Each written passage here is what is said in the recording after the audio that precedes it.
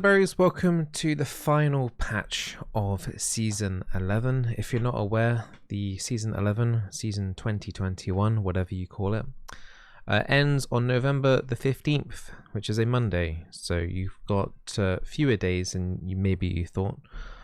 So Monday the 15th of November is when the season ends. This is the last patch. It's not a huge one. There are some minor adjustments to the tier list to kind of correspond with what's happened in the previous patch and the patch before that. And hopefully this tier list will help you get to at least gold. That's where you can get the special rewards. That's what most people generally aim for, at least anyway. This year it is the Blitzcrank skin. This skin here, Victorious Blitzcrank, and you'll only be able to obtain that if you can at least get gold in Flex Queue or Solo Queue. So if you want that skin, which I think is Arcane themed, which is Riot's new Netflix series that's coming out very shortly. So yeah, looks like a cool skin. Cute little teddy bear. I wonder if the teddy bear will be there for the actual skin itself. It'd be kind of cool if it is. But in the actual patch notes itself for this patch, in terms of support buffs, well, surprise, there hasn't really been any support buffs really for quite some time. There are no support buffs. I think Riot is currently deeming as support as OP, and we'll see how we do it in the preseason. But there are two nerfs, the main one being the Yumi nerf. So her movement speed on her heal has been reduced by a decent chunk. It's not minor, 4%. And also the heal has also been reduced by a little bit. It's not too dramatic. It's mainly the movement speed that's been nerf is the main one. I think overall Yumi's still going to be pretty annoying. I think in high ELO play she's still going to be very good. But I do correspond it into the tier list that she is slightly weaker. And if you are playing in bronze to gold, for sure, I wouldn't really advise playing Yumi, as the person that you're attached to probably won't utilize her as much as as you would ideally would want. The other support nerf, as you can see, is Maokai. His passive has been reduced. I think this one was more for low ELO targeted. In terms of Maokai support, I don't recall. I may have seen him once in the last month. I think this is mainly targeted at like bronze, maybe silver players, maybe not knowing how to, just not walking into brushes basically. But he's basically just been nerfed again. I doubt we'll see any or much Maokai support in this patch. Now going into the tier list itself, we have a lot that got moved into tier 5. I pushed Teemo and Maokai into tier 5, corresponding to the change. Just don't play these champions this patch, particularly if you want to climb. There's quite a few champions here behind my chair. There is Swain, Ivan, Annie, and Trundle. I don't think we've ever had the tier 5 so bolstered. I'm pretty sure I moved Shen down there too, and Galio from tier 4. Just like there's no real reason to play these champions in solo queue. Shen, you could maybe make an argument for like super high ELO or maybe even the Galio, but you're just not going to be utilizing those globals properly in solo queue if you are under master honesty really on those champions. Tier 4, there's a couple of champions here that may be deemed quite controversial. I'll go through why again. The main ones probably being that still get an okay play rate are Rel, Bard, Thresh, potentially Swain there too. Those are like kind of engages that just generally just do not do very well below gold in particular. They're too hard for most players to play, and even if you can play them, getting your teammates to follow up or even know what your abilities even really do is a whole different story entirely. Like, the classic one is allies not clicking the Thresh Lantern. That's by far the main one. You've got a couple of AP mages there that I know some people do like playing, like the Nico and the Vel'Koz. Overall, they're okay. Like, if you are like a one trick of those, you'd be better off one tricking one of the APs up in the list a bit. but you can generally do okay. You could probably get to gold. You could probably get to gold, like if you're persistent with one tricking something. With anything here, probably on this list, you could probably eventually get gold. It's just going to be slower. That's just the harsh reality of it. It's just going to be slower. Like Nico's kind of a not so great version of Zyra. Vel'Koz is a not so great version of Lux. So yeah, I mean, some hints about what's up higher in the list. Swain's an interesting one. I know there's a hardcore like Swain support community. His damage early is decent if he can catch on to people. He does get quite tanky as the game goes on with his ultimate if you're able to keep up with the curve of the game. Just generally though, I just don't feel like it's worth it.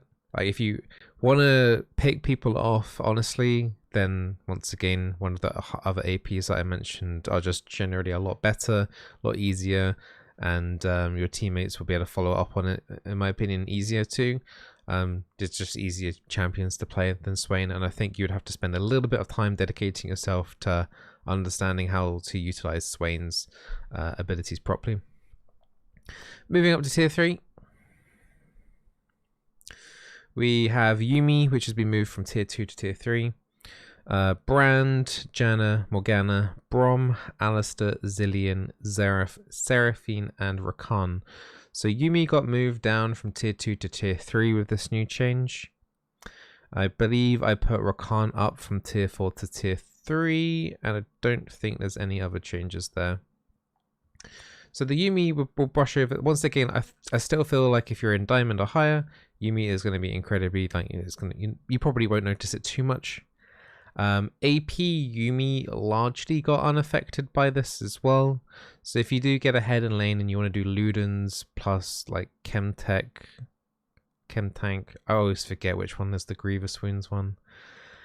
Yeah, so the Grievous Wounds item with the Ludens, or you could do like Horizon Focus or something like that with the Yumi. It's going to be still incredibly strong. Moonstone Yumi is going to be like decent still as well. It's just, you know, if the movement speed on the E being reduced means that your AD carry in the bot lane, particularly in the laning phase, is more likely to get caught out. And this will eventually lead to, you know, Yumi's win rate this patch going down slightly. That is definitely going to happen because your AD carries is just going to get caught off more often in the lane. I think it's enough to put her into tier 3. I feel like if you are adamant about playing Yumi, you're probably going to get still a decent chunk of wins. It's just going to be a little bit longer of a grind. You should have maybe used her more when she was a bit stronger. A couple of APs there. There's the Brand and the Xerath for decent champions to play. Brand is still, you know, he's still generally decent as a mage, and so is the Xerath. Generally competitive still. The other ones that I mentioned earlier, the Zyra and the Lux, are better. But if you're adamant, once again, you can still do decently. Brand is probably the best tank killer option that you have in this list, just because of his passive.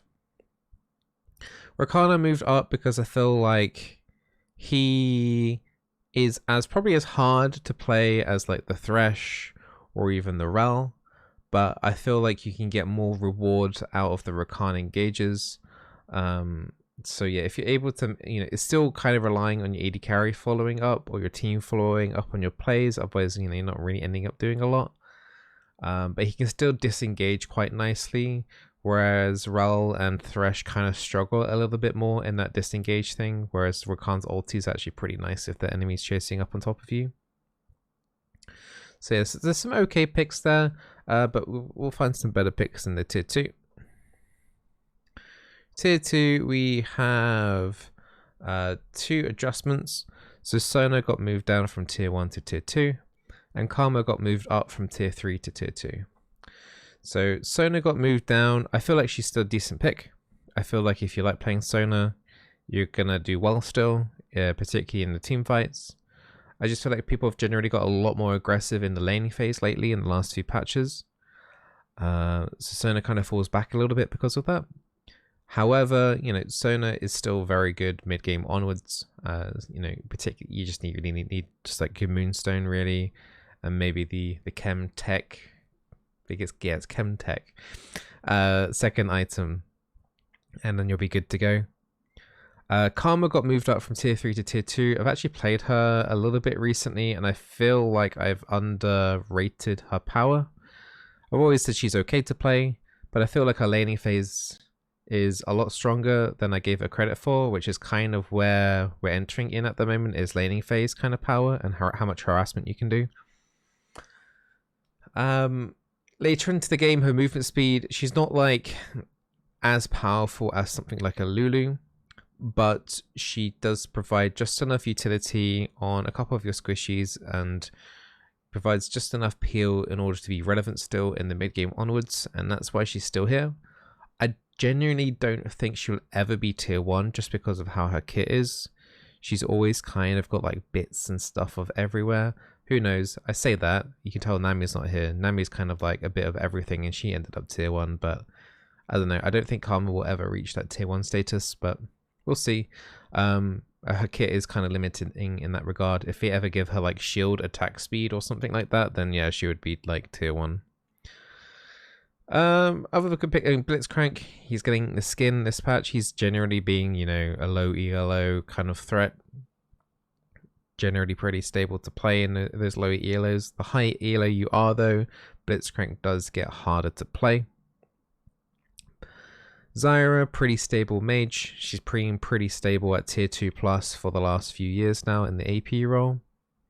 And Senna, if you can play AD carry, if you're coming from the AD carry role, Senna is a really good pick right now. If you're playing with an AP carry like a Ziggs or a Veigar bot lane or something like that, Senna becomes very strong if you're able to play her. She's a very strong pick in the right circumstances. If you're playing Senna with like another AD carry, she kind of falls down into like a tier 3, maybe even a tier 4, depending on your entire team composition. But she's very, very strong with an AP laner. So just going to make that very clear. AP laner with the Senna is really good. Really, really good right now. Now into the tier 1. And we have our Leona, Lux, Nautilus, Soraka, and Nami. So the Lux was tier 2 last patch. She's actually gone up to tier 1. I always kind of like had her from the previous patch that she had all those buffs in. I knew she was going to be high tier 2 at least. But yeah, it definitely pushes her over into the tier 1 category. She's just very, very good. The amount of damage that she has is actually absurd. So yeah, this is kind of like Lux's time to shine. If you want to get LP, I would probably highly recommend Lux. If you want to like carry your games, Lux is the one to take for your games. If you're looking for an enchanter though, someone that can at least heal and still do some decent like poking and harassment in the laning phase, then both Nami and Soraka are very good options. Grievous wounds doesn't really seem to matter, particularly for the Soraka. And, you know, the enchanter, you know, the two items that we keep talking about, the Moonstone plus the Chemtech, very strong combination of items, pretty cheap, and you get a lot of stat value for them. So that just because of those two items, really, that's why enchanters are generally quite high up in the list. And I'm kind of surprised a little bit that they didn't nerf them. But Riot seemed to imitate a lot of what I say in these tier lists. Hashtag conspiracy theory. So I can imagine in the near future that Chemtech will probably be the one that's going to get nerfed at some point in the next couple of months. I mean, we've got a huge time of preseason, so I'm sure there'll be adjustments anyway and things like that. But yeah, Chemtech is probably the main reason why enchanter supports are doing so well at the moment. You've got two stable tanks there. The Leona's the classic one. Go in, low cooldown on her ultimate, so if you do whiff it, you can just run away and just re-engage later on. Nautilus is the more isolating one pick and catching one of those people off guard. And those are your picks. Those are your top 5 for the season. Anything in the top 2 I'd also highly recommend as well. If you're a one trick of anything in the tier 3 that I mentioned, then feel free to take one of those as well. But hopefully this tier list helps you out. I wish you all the best in the final stretch for your end of season rewards. Try not to leave it till the very last couple of days. And you might want to consider putting all chat on mute and stuff.